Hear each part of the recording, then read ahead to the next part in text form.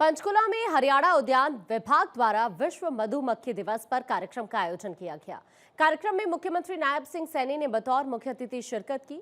इस अवसर पर कृषि एवं किसान कल्याण मंत्री श्याम सिंह राणा भी उपस्थित थे।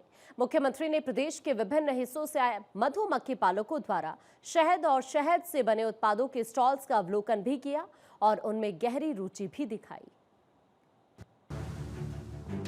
मुख्यमंत्री नायब सिंह सैनी ने विश्व मधुमक्खी दिवस की शुभकामनाएं देते हुए कहा, राज्य सरकार मधुमक्खी पालन को धरातल पर उतारने के लिए पूरी तरह से प्रतिबद्ध है। इस क्षेत्र में अपार संभावनाओं को देखते हुए अनेकों योजनाएं शुरू की गई हैं।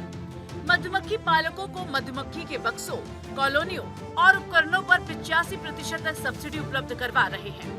उन्होंने बताया कि मधुमक्खी पालन से जुड़े किसानों को अनिश्चितता और बाजार के उतार चढ़ाव से राहत दिलाते हुए हरियाणा सरकार द्वारा मधुमक्खी पालन को भी भावांतर भरपाई योजना में शामिल किया गया है।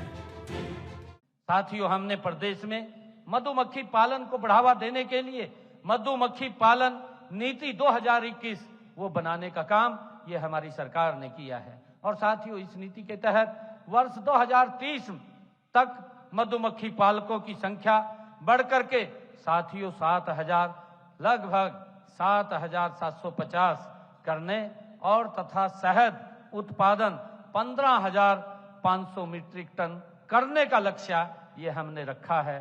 साथियों, मुझे खुशी है कि हम मधुमक्खी पालकों को मधुमक्खी के बक्सों, कॉलोनियों और उपकरणों पर 85% की सब्सिडी ये हमारी हरियाणा सरकार साथियों उपलब्ध करा रही है।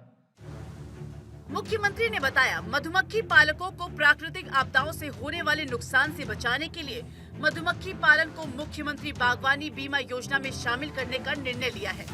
उन्होंने बताया, नेशनल मधुक्रांति पोर्टल पर हरियाणा के 3,000 से अधिक मधुमक्खी पालक रजिस्टर्ड है। मधुमक्खी पालकों के रजिस्ट्रेशन करवाने में हरियाणा राज्य प्रथम स्थान पर है। उन्होंने कहा, विश्व मधुमक्खी दिवस एक छोटे से जीव को लेकर मनाया जा रहा दिन है, लेकिन ये धरती पर जीवन को बचाने के लिए किया जा रहा महान प्रयास है। साथियों, मुझे खुशी है बताते हुए कि नेशनल मधुक्रांति पोर्टल पर हरियाणा के 3,000 से अधिक मधुमक्खी पालक हमारे ये रजिस्टर्ड हैं और मधुमक्खी पालकों के रजिस्ट्रेशन करवाने में हरियाणा राज्य प्रथम स्थान पर है। साथियों, हम सब जानते हैं कि आज भूमि की जोत भी छोटी हो रही है और इसलिए किसान भाई मधुमक्खी पालन करके अधिक मुनाफा कमा सकते हैं। यह ऐसा व्यवसाय है साथियों जिसमें कम जमीन की आवश्यकता होती है। नायब सिंह सैनी ने कहा, राज्य सरकार मधुमक्खी पालन को बढ़ाने का निरंतर प्रयास कर रही है। मधुमक्खी पालन को व्यवसायिक ढंग से चलाने में सहयोग करने के लिए कुरुक्षेत्र के रामनगर में इजराइल की तकनीक पर आधारित देश का पहला एकीकृत मधुमक्खी पालन विकास केंद्र स्थापित किया गया है। इस केंद्र में किसान को मधुमक्खी पालन का प्रशिक्षण दिया जाता है। इनमें शहद व्यापार केंद्र भी स्थापित किया गया है। इस केंद्र पर लगभग 800 टन शहद का व्यापार हो चुका है। इसी केंद्र में शहद निकालने, भंडारण, प्रसंस्करण और राष्ट्रीय एवं अंतर्राष्ट्रीय स्तर पर शहद के विपणन का प्रशिक्षण दिया जाता है। मुख्यमंत्री ने कहा, हरियाणा की ज्यादातर भूमि खेती के अधीन है। इसी कारण हमारे यहाँ जंगलों और बागों की कमी है। फिर भी प्रदेश के प्रगतिशील किसानों ने national beekeeping and honey mission में महत्वपूर्ण योगदान किया है। हरियाणा में लगभग 5,000 मीट्रिक टन शहद उत्पादन होता है। उन्होंने कहा कि हमने मधुमक्खी पालन सहित बागवानी को कृषि विविधीकरण का एक प्रमुख स्तंभ बनाया है। प्रदेश में साल 2024 में कुल बागवानी क्षेत्र 1,70,000 एकड़ था, जो आज बढ़कर दोगुना से भी अधिक यानी 2,73,000 एकड़ हो गया है। साथियों, हमने मधुमक्खी पालन सहित बागवानी को भी कृषि विविधीकरण का एक प्रमुख साथियों स्तंभ हमने उसको माना है और इस क्षेत्र के विकास पर हम विशेष तौर से साथियों हम ध्यान दे रहे हैं।